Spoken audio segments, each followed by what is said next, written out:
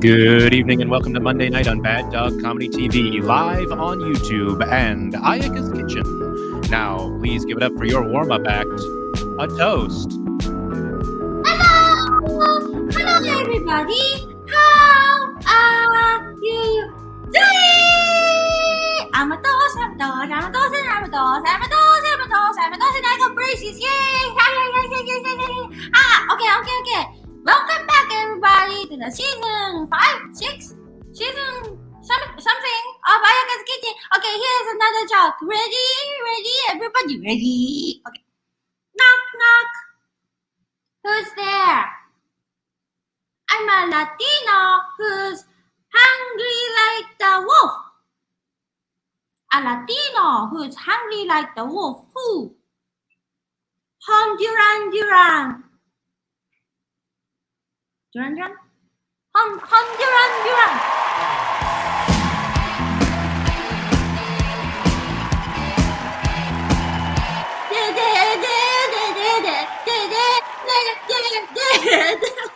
You get it?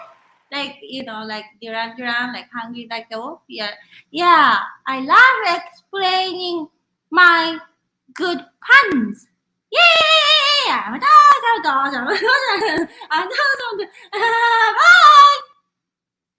Hello everybody! Welcome back to Ayaka's Kitchen season 5, 6. It's like Bad Dog Comedy season 5, 2021. Ayaka's Kitchen started in 2020 and that was like a season 00, I think. So yeah, okay, yeah, this is season 5. Yay, confirm! Hi, I'm Ayaka. Welcome back, everybody. I'm so excited to be back and then making sushi and making lots of bad good puns. I mean, that's Toast. That's Toast doing that, not me. Toast. Blaming on Toast. If it's a good pun, that's me. If it's bad, it's him.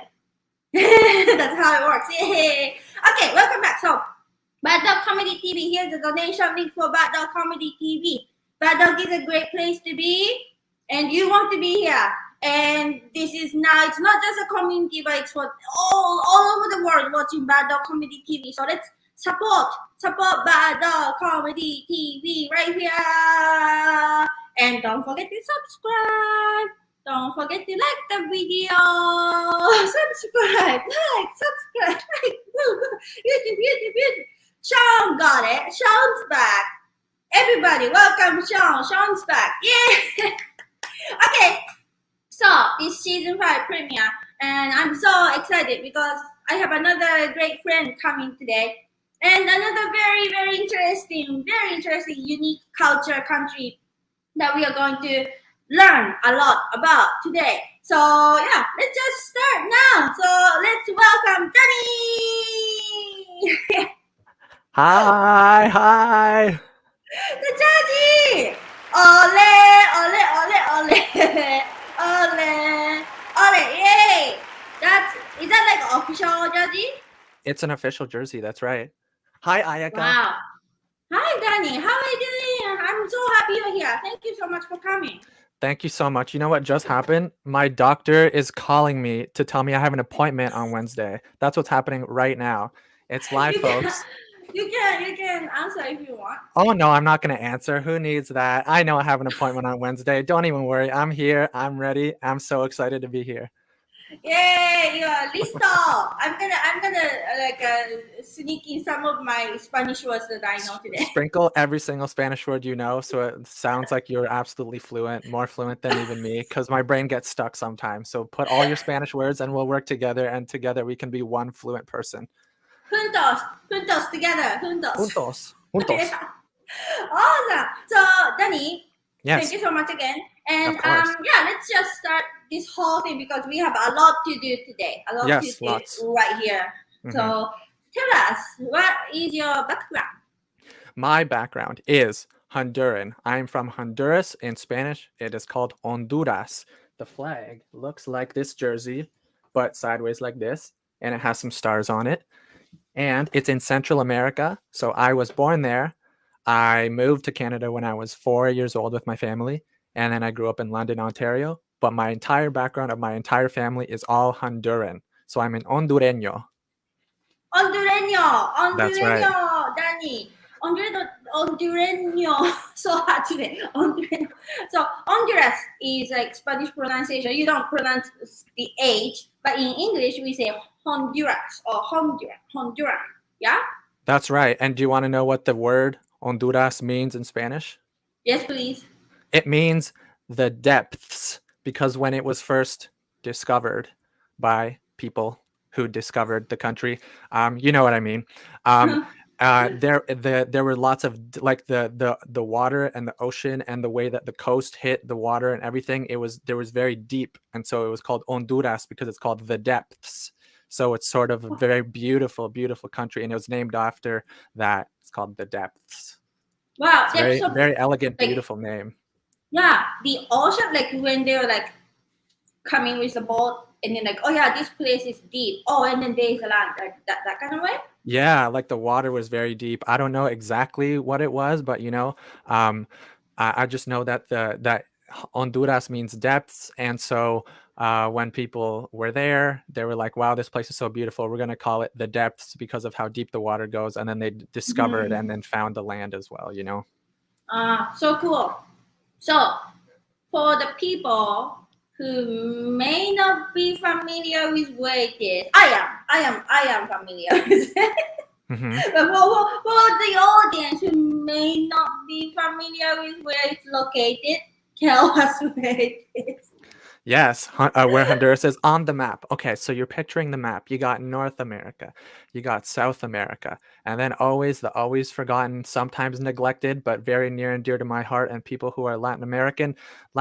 You have Central America, which some people tie it into North America sometimes, but it's right in between North and South, Central America. So Honduras is right beside El Salvador, people who know that, and Nicaragua. So it's right in there, sandwiched right in there. If you look on the map, it's this part where there's like a little elbow to this in-between part. There's a little bump, and that right there, little bump, is where Honduras is. And it's a really, it's a little country. It's bigger than El Salvador, but it's smaller, much smaller than Ontario. I looked it up, and it's like the 1/10 of Ontario. Like geographically. Oh, Sean, There it you're so is. prepared. Oh, wow. Okay. Wow, there it is. Beautiful. Yes. See, that's the part. The part where it hits to the right and then goes down. That's a little elbow part I was talking about. It kind of looks like a chicken wing almost, but that's Honduras right there for you, right in the green. Amazing. Little pollo. Yeah. Oh, pollito. Poquito pollo. So, you said it's a small country. Do you know the population? The population is around, I looked it up as well, it's around 10 million. So to give you an idea, the population of Ontario is something like, it was much larger than that. A lot more. So it's not a lot of people at all considering the space. But yeah, there are a couple pockets of bigger cities in the main cities, and then the rest is just like jungle sort of. And so not a lot of people live in that area. So it's very beautiful. And then the main cities are the ones that are populated. So it's about 10 million people there. Wow. Wow. Yeah. Already so much learning information here. Yeah, and I just looked it up. I just looked it up, and Ontario is around 14 million people, I think. Does that make sense? So it's smaller than Ontario. Yeah. Mm-hmm. Wow. And that explains a lot. When I was looking for a Honduran restaurant in Toronto, you will not find it. I know. I couldn't find it. And this has never happened. We had like 40 shows or something so far. Mm-hmm. And there's always like a very niche culture that we introduce. But I always find a restaurant. But in Toronto, I couldn't find Honduran restaurant. So someone need to open one. Someone needs to open one. I know there's not a single Honduran restaurant. There are El Salvadorian restaurants, which is interesting because Honduras is a bit larger than El Salvador, but there are certain restaurants for some countries, other countries, but not a specific explicitly Honduran restaurant. Although you can find lots of Latin American foods at these other restaurants. Something like what we're about to make tonight is very Honduran, and so you probably won't find it at these other places. But I'm lucky that there are places like Kensington where they sell lots of very multicultural foods, and so I could find lots of ingredients that were Honduran as well. Yes. Perola supermarket in Kensington Market. If you're in Toronto, if you're curious about all those Latin, how do you call that? Latino groceries, Latina Yeah. groceries. You could say Latinx groceries. You could say You could say Latino groceries, Latin American groceries, whatever you want to say. Parolas is a really good one. That's where I got the stuff that we're going to be eating today. Yeah. So we solved the problem. We couldn't find a restaurant, but Danny is great chef. You're gonna be great chef teaching me, great teacher, great director as well, teaching me how to make this. So let's do it. So Let's tell do me it. what we are making. Tell us what we are making, and teach me how you do it. Okay, let's do it. Okay, ready? Drum roll, please. What we're going to be making today is called the Honduran baleada. The name is Briana. baleada, plural baleadas. This is a Honduran meal. And when I say Honduran, I mean from Honduras. It's not other countries. There are some Latin American foods that are around lots of different countries and they share it, but baleadas are explicitly from Honduras, which is why I picked it. There were other foods that I could have picked that are delicious, but baleadas are specifically Honduran. Basically, what it is in a nutshell, it's a tortilla, obviously. It's basically a form of a taco, as most things are. You got a tortilla, you put some refried beans on there. In Spanish, we would call those frijoles. Refried beans on there, and then you have a certain type of special cheese. Oh, very nice. Yes, certain type of special cheese, and almost most importantly is a special type of. It's almost like a sour cream. It's called crema, which means cream. You got your queso right there, which is cheese, and you've got your crema right there. Basically, it's a combination of those things. You fold the tortilla in half, and there you go. Very, very simple ingredients. It's very, very simple. It's like it's a very common street food. So in the same way that maybe you can get a hot dog or a burger here, or if you go to France and you can get a crepe on the street, if you go to Honduras, you could probably get a baleada on the street, or in malls, or in fancy restaurants too, because you can really do it up, or you can keep it simple. So you can put lots of other different things in it. But this is the most basic form of baleada, which is with beans and crema and queso and tortilla, and that's the most basic, and you can add millions of other things on top, but we're going to stick with the basic one for today. Amazing. Cool. Want to know how to start? Yeah. Yes, this tortilla. What is it made of? Tortilla. It is made of flour. It's a flour tortilla. Flour tortilla. Yeah, as opposed to a corn tortilla. So the difference is just like the color and the way that it tastes. It's just a little bit different. You could use big ones, huge baleada, but I got these sort of medium-sized ones. Very nice. So what you're going to be doing is, what you got to do is you got to cook up some beans. Now I'm talking, when I say beans, like I said before, I was talking refried beans in Honduras, at least with my family. I don't know about other people's families who are Latin American, but when we say frijoles, which means beans, we're talking refried. We're talking the good refried stuff. And when we say frijoles parados, we're talking like hard beans, not refried beans. So anytime we say frijoles, we are talking refried beans. We get some of those. All you got to do is put it right in the middle of the tortilla, just a little bit. Just make a nice little line. Yeah, nice little line right there. It's very, very simple recipe. Very beautiful. Very nice. That is beautiful and elegant.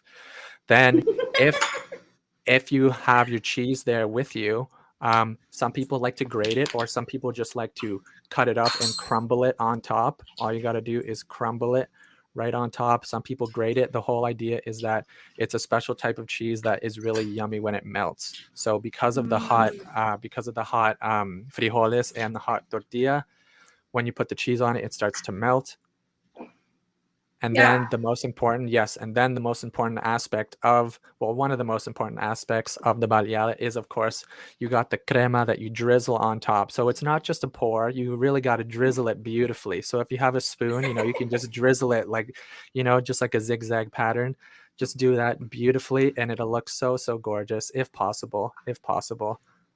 Oh, you're nailing it. You're nailing it. It looks beautiful and perfect. I love that. And so basically all you got to do is fold that up, squish it together so it's nice and even. If you eat that, that is a Honduran baleada. So simple, right? Really, really yummy. There are a million ways to add things to this. Some people, if you want to eat it in the morning time, you can have Oh, look at that. It starts to melt already. Yeah, so yummy, so yummy. These are really good. You can eat these as a snack. You can eat these as dinner, as lunch, at breakfast. If you want to have breakfast baleadas, you can add some egg in there. If you want to have maybe a lunch baleada, maybe you can add some avocado in there. If you want to have it for dinner, put some carne asada in there. That's grilled meat. Put some meat in there. Put some steak. Put some chicken. Anything. A million things. As you can see, it kind of looks like a taco. I realize how fast I'm talking. I'm like, oh my God, I'm so excited about these baleadas. So yummy, so Yes. yummy, so yummy. Stephanie Phillips, Yes. that looks so good. It looks so good. You know what? The beans is warm. I just heat it up right before, and yeah, it's starting to melt a little bit. Okay. Few things. Beans, I think many people are familiar with, but queso fresco is something I love, but maybe not everyone knows what queso fresco is. So tell us a little bit. Oh, yes, absolutely. Oh, I love this comment that we're getting to about this potential Honduran restaurant in Detroit. Wow, so we got to make it all the way to Detroit to go to a Honduran restaurant. That's amazing. Possible Honduran Everybody restaurant hit located. that. Everybody That's go there. amazing. Everybody go there. I feel like I think I saw in a Facebook group, a Honduran Facebook group, that there might be a new Honduran restaurant opening up in North York, but I don't know the location yet, so I cannot plug it yet. But what this queso is a special type of cheese that is made for melting, and it's in a lot of Latin American foods. As you can see, it says La Vaquita on it. I guess that's the brand. That just means the little cow. It's cow. It's very yummy, very creamy type of cheese. All in the States. That's right. All in the States. We'll have to find a place in Canada that has Honduran food. Or far. That's right. They're all in the States. We'll hope. We should open one in Toronto, a beautiful one. Yeah, yeah. Another type of cheese, like sometimes there's a type of cheese called quesillo that is popular in Quesillo. Honduras. Quesillo, yeah, quesillo, which is specifically made for melting as well. And those are types of cheeses that you can melt on nachos. So you have refried beans, you have your nachos, and then you have quesillo melted on top. And that is when it's nice and hot. It's so delicious, so delicious. You made a Like beautiful queso baleada right quesillo. there. Yeah. Yes, right here. And tell us more about crema. Like this. Okay, crema. If you've never had crema before, basically, there's the brand again, La Vaquita. I think that's a Mexican brand, but it as you can tell, it kind of looks like a type of sour cream, which is kind of what it is, but it's a little bit different. It tastes a little more dairy-y than sour cream, and it's really good for eating with tortillas. Obviously, if you want to have like a quick snack, you can literally just take a tortilla, heat it up in the microwave, just rip off chunks, and literally just dip it into the crema. It's so good. Just those things together, they're so delicious. So that's crema, and it's very yummy. Everyone should try it. Everyone should try it with tortillas. It's really good. Yeah. So it is dairy, but it's not sour cream. It is not sour cream. That's right. Better than sour cream, you said?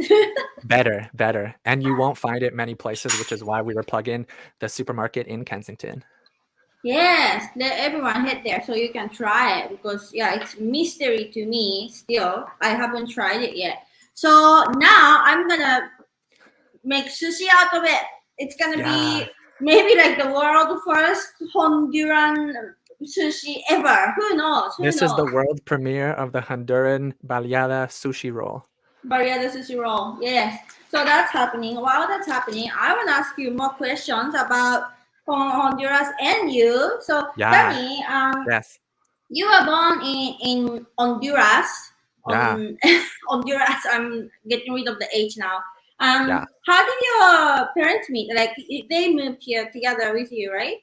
That's right. They moved together. I moved to Canada in 1998 when I was a young boy with my brothers and my family. But the story of how my parents met. So, if we rewind long ago, when my father and mother, before they had met, my dad, he went on an exchange when he was in his final year of high school. He went on an exchange and he moved to Chicago for a year, and that's where he learned English, and that's where he just went on an exchange, and it was really great. It's a common thing that people do to learn English. They just go to the States, and so my dad learned English in Chicago, and that was in the 70s, I believe. Yes, in the 70s. So he's in Chicago. Meanwhile, he's loving Billy Joel. He's loving SNL. Then he comes back and Yeah, he's loving it. He's loving it with his American pals. He learns English. Now my dad speaks with a bit of a Spanish accent mixed in with a Chicago accent a bit, but you mash them together and sometimes you can hardly tell what the accent is at all. He has a soft accent. My mom has a thicker accent,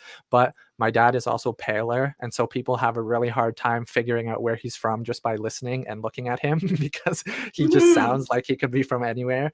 My mom is, Yeah. she's tanner. She's more tan, a bit darker than me too, and she has a thicker accent. So usually I say that my mom is like the most stereotypical Latina mom of all time, because she really is. She wears her hoops. She's very excitable, very exciting, and very happy and funny and loud.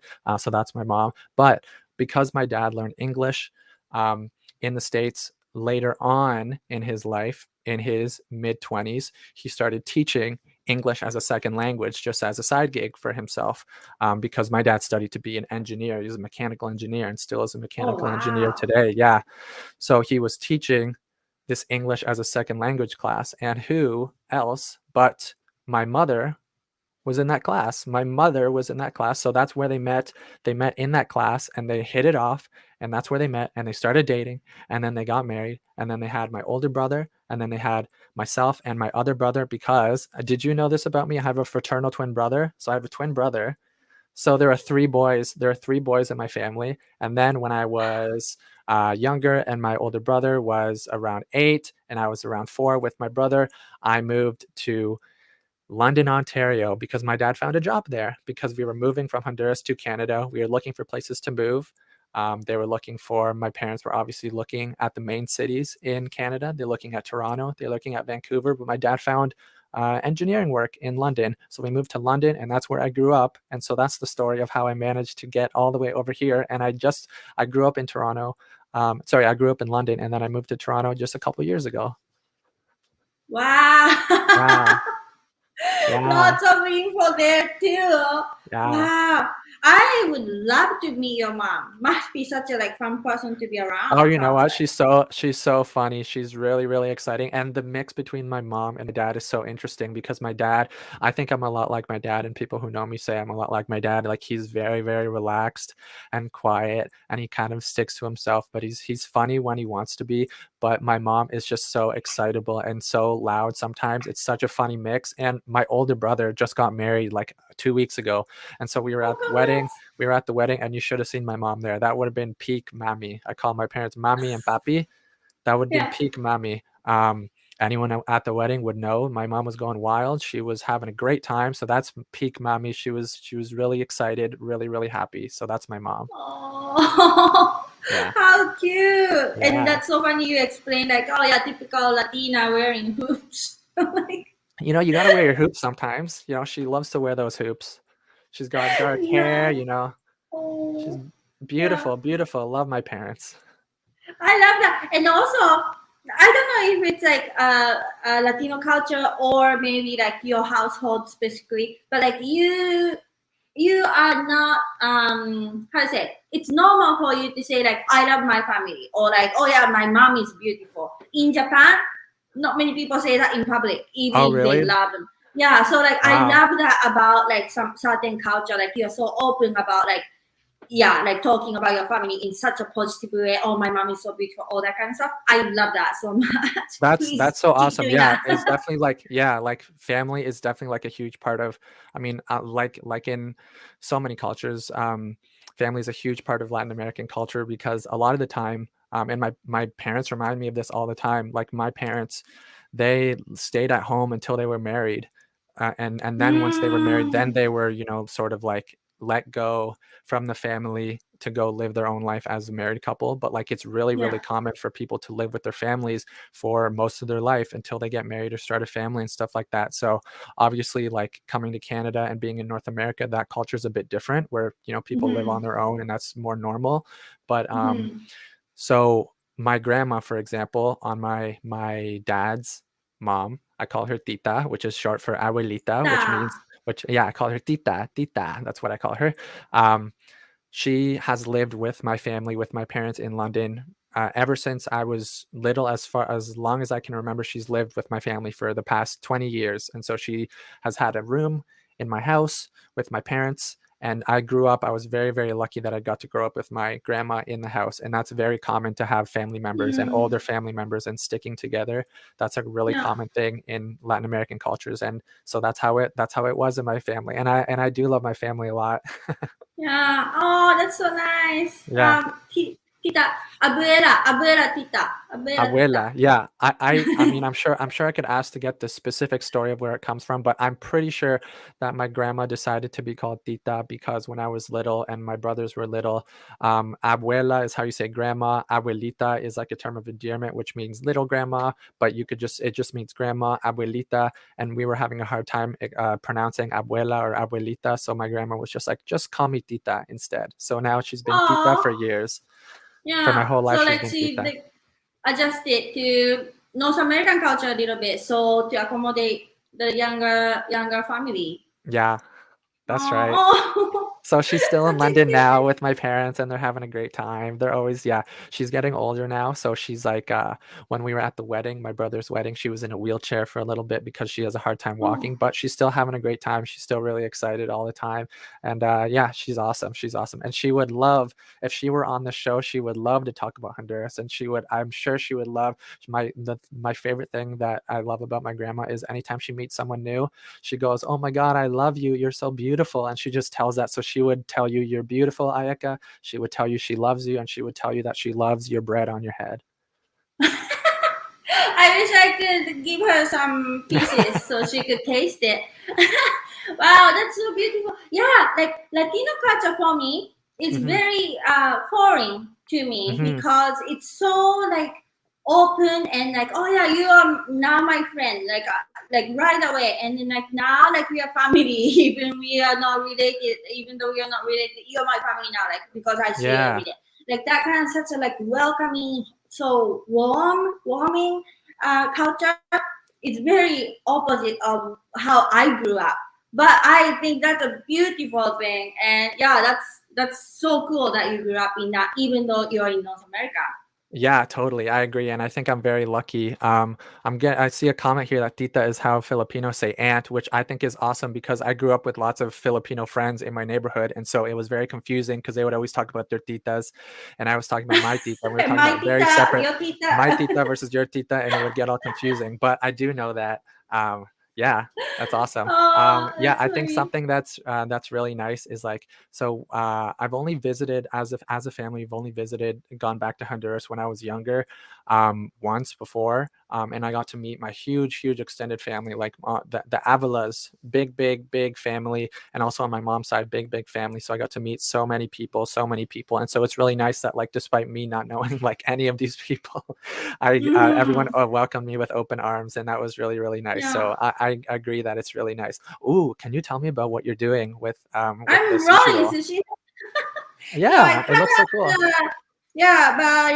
Baleadas.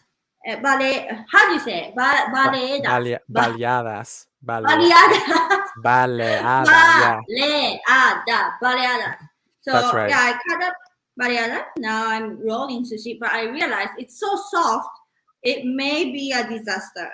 Oh, that's totally okay. You know, speaking of pronouncing baleada, anytime my friends when I was younger would try to learn a Spanish word or anything, my dad would always tell them, if you can say the vowels, then you can speak Spanish. If you can say a, e, I, o, u, a, e, I, o, u, then you can speak Spanish, because really Spanish for the most part, there are no, for the most part, I'm saying, there are no real tricks. There are no silent letters really, except for H's. There are no confusing pronunciations, and it's just Like what the vowel, the vowel you see is the vowel you pronounce. So if you're saying a baleada, it's Baleada. You can say ba le a da, and you put it together, baleada, and then it just all kind of mixes together. Yeah. In Japanese language, it's very similar. We have so many vowels everywhere, and then like how you see those vowels is like it's never gonna change. So that's how it's pronounced. So when I speak in Spanish with my little poquito español skills, people say, "Oh, your pronunciation's great." And I have never heard people say that about my English. I have never heard. That's amazing. Oh, English pronunciation is amazing. So you think that some of Japanese sounds in the language are similar to Spanish sounds? Yes, yes, Yeah, that's so definitely. Like all interesting. those vowels. Yeah, Yeah, for I think like sure. a lot of it is like, when you learn new languages, like people talk about where the letters and where the sounds sit in your mouth, and I feel like a lot of Spanish Mm, and well, I guess I was gonna say the Romance languages, but I feel like a language like French is different because it sits further back in your mouth, but Spanish is very mm. in the front of your mouth because it's very like with your tongue and your teeth, and I wonder if Japanese is the same. Do you think so? I wonder. I never like thought of my tongue placement while I Yeah. talk, but yeah, but definitely how it's spelled are very like often similar. Mm-hmm. It's Mm-hmm. like consonant vowel kind of thing. Yeah, we don't have R or double R. We don't have that. Yeah. Yeah, so that's the only like some people might have hard time pronouncing double R's, but otherwise like it's pretty similar. And Yeah. yeah, it's so cool. Yeah, yeah, yeah. So Danny, tell us about like Honduran culture, like anything like sports or music, anything. What's popular? What's popular? Well, I'll whip this out again. Now, I mean, I'll take out the jersey and I'll wear it proudly. I'll hold it up proudly, but also very sadly because Hondurans love soccer. We love soccer. We love the national team. We support the national team. There's an official song that gets played anytime the the national team plays. It's Uh-huh. called. It goes like this. It goes Adelante selección, Adelante selección. It's a whole song. You can look it up on YouTube. Just look up Honduran soccer song or something like that. It'll show up. It's awesome. Yeah. When they made it to the World Cup like a couple years ago, there was an official one of the popular like pop singers of Honduras made a song about it, and it became like the huge hit song that year. It was amazing. So Hondurans love soccer. I grew up playing soccer. I played a lot of soccer, but unfortunately, Honduras is they sometimes get a little bit pummeled by the larger teams. So I Mm, don't think they'll be it's making the World Cup this year. But when we do celebrate, we celebrate very, very, very loudly and very excitedly. But they don't really do well that often. But I would like to keep my hopes up and give them a big thumbs up and say they're doing awesome. They're doing awesome, even if they're not making the World Cup. yeah, it's not fair because cheering up. Thank you, Sean. It's not fair that like it's in the same like how to say before going into World Cup, you have to fight against Argentina, fight against Brazil, USA, like all those like very strong teams, right? And then they're Yeah, like that's right. In the huge CONCACAF, population. in the certain area, yeah, exactly. So there's just the region where you have to play, and so you have to play against the big countries. We Honduras played against Canada the other week, and they played against the States yesterday. They tied Canada. They played at the BMO Field in That's Toronto. great. Actually, they tied, which was good, but then they lost to the States, and so I don't think they'll make the World Cup this year. But hopefully, there's always next time. There's always next time, and the teams are good, and we love it there. So like it's a great time. Yeah, I played soccer Yeah. all the way growing up. And speaking of sports, one thing that you'll probably enjoy is the story of how my dad specifically managed to convince us to move to Canada in the first place. So I can Mm. hardly remember the story, but I remember my dad telling it a lot because he really likes it. When my parents were thinking of moving to Canada, they were like, okay, well, my kids my brother's named Raf. I call him Rafi. My twin brother's named Eddie. How are Rafi, Eddie, and Danny? How are they going to take it? Even though they're young, like they have their whole lives here, how are we going to get them to move to Canada? And so my dad was like, oh, I have an idea. I know they love sports. I know they love playing and they love games. So my dad came up to me and my brothers and said, hey guys, do you like hockey? And we're like, yeah, hockey's awesome. That's cool. He's like, do you guys want to play hockey for real? I'm like, what do you mean? They're like, like, do you want to play hockey for real? Like on ice where there's winter? We're like, yeah. So my dad's like, okay, if you want to play hockey, let's move to Canada. And we were like, okay. And so Wow. that's one of the reasons we were able to be convinced to move to Canada is to play hockey. I played like house league hockey when I was younger. It was really, really fun when I was younger, and then I stuck to soccer once I got older. But Mhm. that's one of the reasons is hockey, hockey, Wow. hockey. There's no winter, right? I mean, like there might be seasons, but like no snow or anything. There's no snow at all. The coldest it'll get is like maybe mild fall weather. So the weather is just, it's either hot, or if instead of snow it just rains sometimes, but it never gets very cold. Like you're never going to have to really wear a jacket, maybe just a couple layers, but it's like fall Wow. weather there. So that's what Christmas is like. Yeah. No snow, no snow. So speaking of, Yeah. there's no snow, and so it's very common. All of my friends growing up during Christmas time would all have real trees, and my family would always have fake trees, because we're so used to having fake trees, because in Honduras you have a fake tree because you can't get a real pine tree, you know.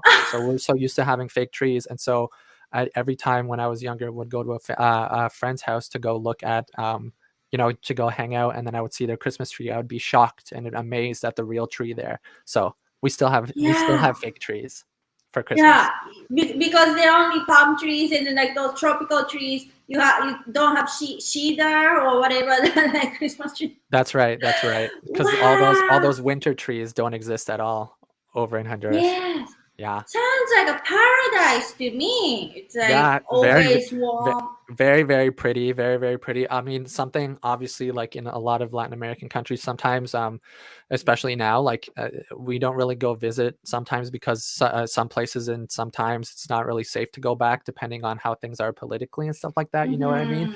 So that's why we haven't really gone back. But just in terms of the land, in terms of the people, it's very, very beautiful, and it's like so green and mountainous, very mountainous, and it's like a jungle, like a literal jungle, and the places are so cool, and there's really, really beautiful history. There are Mayan ruins there. They're really famous Mayan ruins called the Ruinas de Copan, in an area in Honduras called Copan. And I went when I was younger, and it's so nice. You have these old structures. It's very, very cool. So there are Mayan ruins there, beautiful like vacation spots too. It's very, very beautiful. Yeah. And you can get baleadas on the street. Yeah, now I want them. I really do.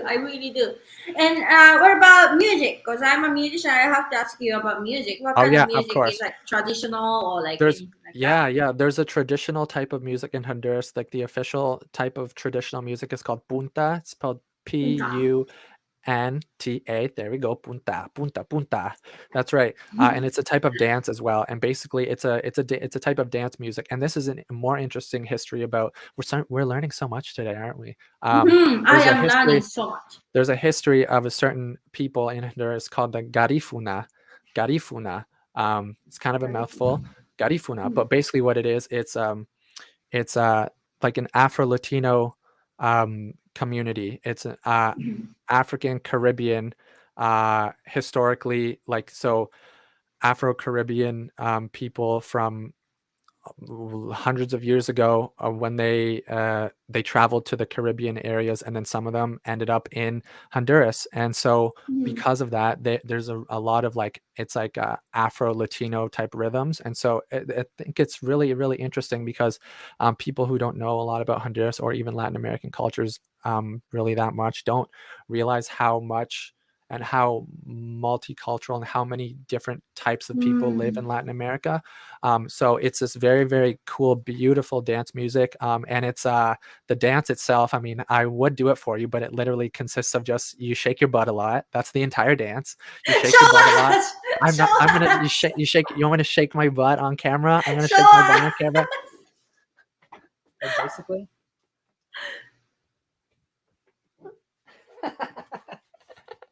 That's it. That's my butt. That's my butt.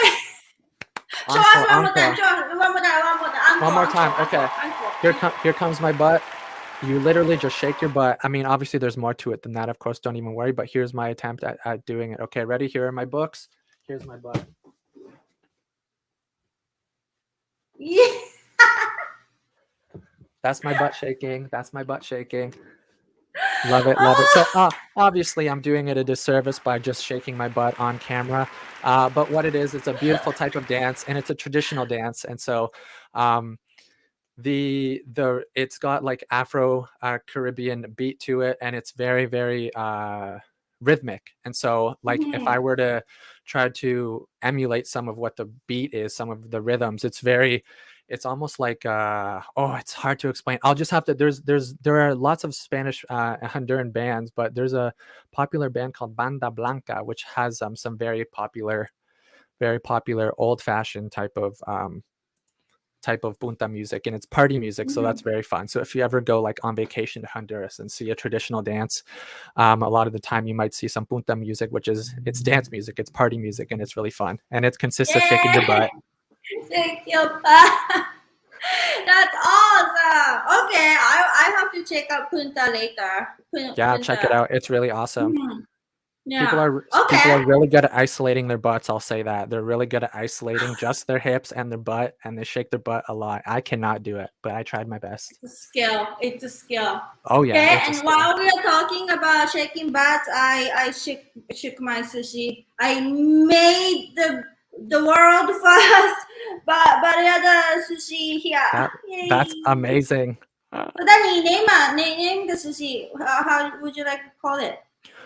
Okay, we're gonna call it so in Honduras, the word for Honduran is hondureño or hondureña, and so there's also a slang term called catracho or catracha, and catracho means Honduran. It's a slang word for Honduran, so this is gonna be called sushi catracho.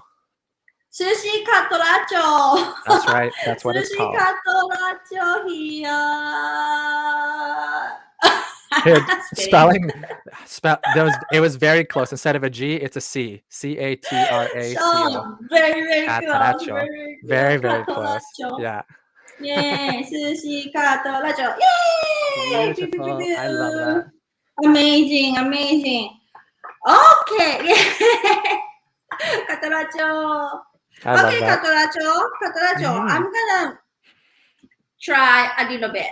But because I got braces and it's pretty new, I cannot have the whole thing. So I'm gonna try the crema for sure, and then beans, and then maybe I'll cut a little bit of queso fresco. Actually, I'm gonna have queso fresco from here. It's such a simple meal and snack. In case any viewer out there in and around the world, if you're watching or you're watching at any point, just go see if you find a Latin American market. If you're in Toronto, there are some markets.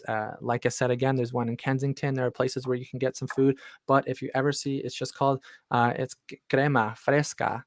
It's cream is what it's called, and you have it with tortillas. It's such a good snack. It's so yummy, and when you heat it up a bit, you got the cold tortilla with the cold crema. It is so yummy. You should try it out. If you want to try baleadas, just stick some beans on there, some frijoles, get some beans on there, and stick some other stuff. You can stick avocado in there, eggs in there, steak in there. Love it. Next time I'm gonna definitely put more things. Okay, I'm gonna basically like I just made this like hole in my sushi.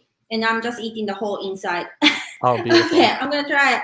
Okay, I usually don't want people to like hear me chew. So I usually ask Sean to like, okay, put drum roll or something for me. But Danny, would you be able to sing Punta? You want me to sing Punta? My goodness. Oh, okay. How am I gonna sing it? It goes like, oh, okay. So there's yeah, play it. This is what it sounds like. That's beautiful. Play it some more. Okay, so this is a band called Banda Blanca. This song's called Fiesta. It just means party. This is what it sounds like. As you can tell, there are like some Caribbean beats in there. It's like an African beat like that. It's awesome to dance. So if you can imagine swinging your butt around to this music, that's what it's like. I am doing that right now. This is delicious. Isn't it yummy? Muy bueno. Muy bueno. Delicioso. No kidding. This is so good. I'm gonna be bad and have this spoonful of crema in my mouth. Do it. This is what everyone is here to see. Child? Yeah. This is so good. Okay. Crema. Oh, I really crema. Give it a shot. It's so yummy. So, Ayaka, this is so good. Can you describe what you're experiencing, because you're in ecstasy right now? What are you tasting? You know what? This is what I have been looking for a long time. This whole life, I have never had it, and I was missing this whole time. Like my life wasn't complete. Now it's complete. Is like, how can I say it? It's like brio, like camembert cheese, but just inside, but it's like so soft. It's already melted, so you don't need to wait for the cheese to sweat or anything. And it's so soft. What is It's this? so It's good. so good. I know everyone saw Ayaka's reaction to eating some crema just straight out of the bucket. Everyone go do that. It's so good. That's basically what you're doing. Like sometimes, when people have a salad and it's like, oh, the salad is just sort of a vessel for just the dressing. Basically, when you have it with tortilla, you're basically just using the tortilla as a vessel for you to really just scoop all the crema right into your mouth. It's so good. It's so good. This is gonna be a staple in my fridge. Do it. Seriously, like, Yeah. I'm shocked how good this thing is. Crema? Why did I not know this? Like all my life, crema I was missing out. Oh, I'm just making out with a crema bottle right here. This is so good. You're so lucky you grew up eating this, Danny. I know, isn't it yummy? It's so delicious. And also It's so speaking good. of, because Seann was so amazing and was able to pull up the song, I'm just going to say the title of a song in case anyone wants to listen to it later. It's called Sopa de Caracol. And it's by Sopa de Caracol. It's by Banda Blanca, and that's a really, really popular song. In case anyone wants to look that up, that's what really famous sort of Honduran. I guess it was pop music at the time, but Honduran music sounds like Banda Blanca, Sopa de Caracol. Oh, nice spelling. Sopa de Caracol. You nailed it. Banda Blanca. That's right. That's really, really awesome music. And if you play it and you're around a Honduran, they'll know exactly what it is. They'll know what to do. It's a great, great jam. Great jam. It's awesome. And thank you for playing Fiesta earlier, Seann. That was amazing. Amazing. Seann, you are making Danny very happy. It's You're better so than my Honduran joke, I think. No, that was, come on. That was a perfect joke. That was good. Come on. Okay, Danny, this was so successful. I'm so happy right now. That is so good. Isn't it so good? Everyone has to go get crema. Support local business. Support the Kensington market, the little market. Yeah, everyone go to Perola Supermarket. I'll Supermarket. meet you there, and I'll go and tell you where to find it because I know exactly which corner it is in. And they also sell they also cook like fresh Latino foods too. So like you can get some of the classic Latin American staples like pupusas, and you can get burritos and tacos and empanadas and tamales, and those are all really, really delicious, lovely food. So get all of that food. It's so good. It's so good. I recommend pupusas. Oh. Pupusas is the food I was going to pick for this, but then I knew that baleadas would be the perfect choice. But pupusas is number 2. Pupusas are an excellent, excellent choice too.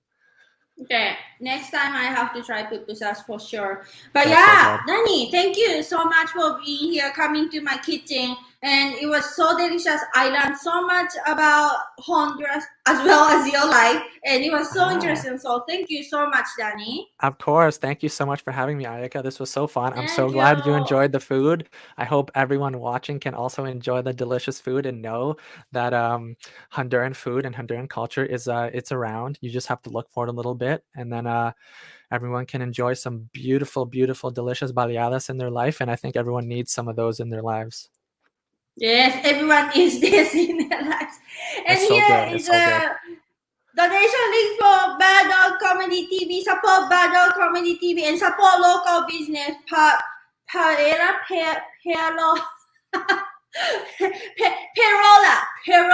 Supermarket. Support local business. And Seann, thank you for all the Spanish spelling today.